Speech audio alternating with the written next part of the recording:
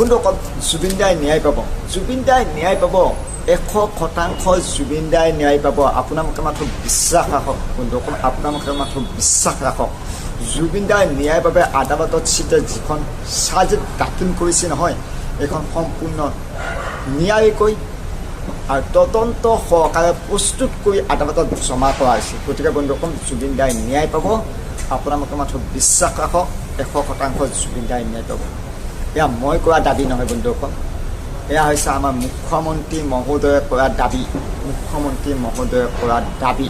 যিসকলৰ মনত অলপো সন্দেহ আছে যে জুবিন গাৰ্গে জাষ্টিছ নাপাব নেকি, ডিচেম্বৰৰ 15 তাৰিখে তেওঁলোকে নিজেই নিজৰ ষ্টেটমেণ্ট বদলাব লাগিব আৰু তেওঁলোকে ক'ব বাধ্য হ'ব যে অসমৰ SITয়ে এটা সুন্দৰ কাম কৰিবলৈ সক্ষম হ'ল।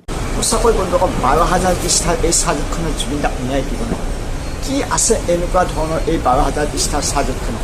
ইচ্ছা কৰা হ'লে মুখ্যমন্ত্ৰীয়ে কিন্তু জুবিন দাক সহজতে ন্যায় দিব পাৰিলে, সহজতে ন্যায় দিব পাৰিলে। কিমান ৰেপ কেছত এনকাউণ্টাৰ কৰি দোষীক মাৰি পেলাই ন্যায় দি দিলে, এওঁলোকক কিয় এনকাউণ্টাৰ কৰিব নোৱাৰে? কাৰণটো কি? এওঁলোকৰ ওপৰত কি লাভ হ'ব অসমীয়া ৰাইজৰ? আমাৰ কি উপকাৰ হ'ব? আমাৰ হিয়া আমঠুক এওঁলোকে একমাত্ৰ টকাৰ কাৰণে আমাৰ মাজৰ পৰা চিৰ বিদায় দি দিছিল, যাক লৈ আমি বহু আশা কৰিছিলোঁ, যিজন আমাক বহু দীৰ্ঘ অসমীয়া জাতিটোক আমাৰ জাতীয় সত্তাৰ নায়কক এওঁলোকে একমাত্ৰ টকাৰ বাবেই আমাৰ মাজৰ পৰা আঁতৰাই পঠাইছিল। গতিকে বন্ধুসকল এওঁলোকক কিয় এনকাউণ্টাৰ কৰিব নোৱাৰে? এওঁলোকৰ পৰা অসমীয়া জনসাধাৰণৰ কাৰ কি উপকাৰ হ'ব? হয়তো হ'ব পাৰে কাৰোবাৰ উপকাৰ, কিন্তু আমাৰ কেতিয়াও কোনো কাৰণত এওঁলোকৰ পৰা উপকাৰ নহয়। এওঁলোকৰ আমাৰ জাতিৰ দোষী, এওঁলোকৰ আমাৰ জাতিটোৰ কলংক, এওঁলোকক জীয়াই ৰাখি গতিকে আমাৰ কাৰণতে উপকাৰ নহয়। মুখ্যমন্ত্ৰী মহোদয়ে যদি কোৱা ধৰণে এই চাৰ্জখনে যদি সঁচাকৈ ন্যায় দিব নোৱাৰে, মুখ্যমন্ত্ৰী হ'ব জাতিটোৰ কাৰণে বিশ্বাসহীনতাৰ এজন নায়ক। SI জোনমণিয়ে ন্যায় কি হ'ল বন্ধুসকল আমি সকলোৱে জানো।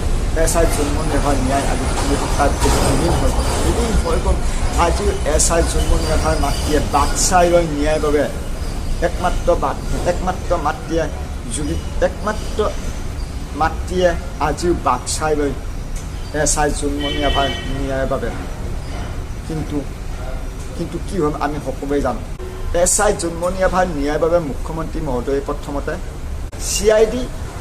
CIDক তদন্ত কৰিব দিছিল, তাৰপাছত সেই তদন্ত CBIলৈকে গ'ল, কিন্তু তাৰপাছতো জোনমণিয়ে ন্যায় নাপালে। গতিকে বন্ধুসকল আমাৰ হিয়া আমঠুৰ যাতে এনেকুৱা এটা পৰিৱেশৰ সৃষ্টি নহয়। জুবিন দাক ন্যায় দিওঁতে কিমান দিন লাগিব?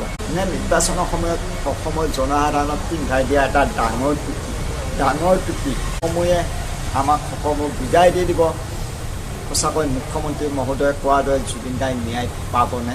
নাপায়। নে জুবিন দাৰ ন্যায় ভূমি সত্তাৰ বহুত বিলীন হৈ যায়? আমাৰ জাতীয় সত্তাৰ ন্যায়ৰ বাবে আমি সদায় দাবী তুলি থাকিবই লাগিব। আৰু যদিহে জাতীয় সত্তাৰ নায়কে ন্যায় নাপায়, পাছৰ পৰ্যায় কোনফালে গতি কৰে সেইটো সময়ে সোঁৱৰাই দিব, সময়ে কৈ দিব, আৰু সময়লৈকে আমি বাট চাব লাগিব। এইখিনিতে কয় মই মোৰ আজি ভিডিঅ'টো সামৰিছোঁ। সকলোৰে সুস্বাস্থ্য কামনা কৰি ধন্যবাদ।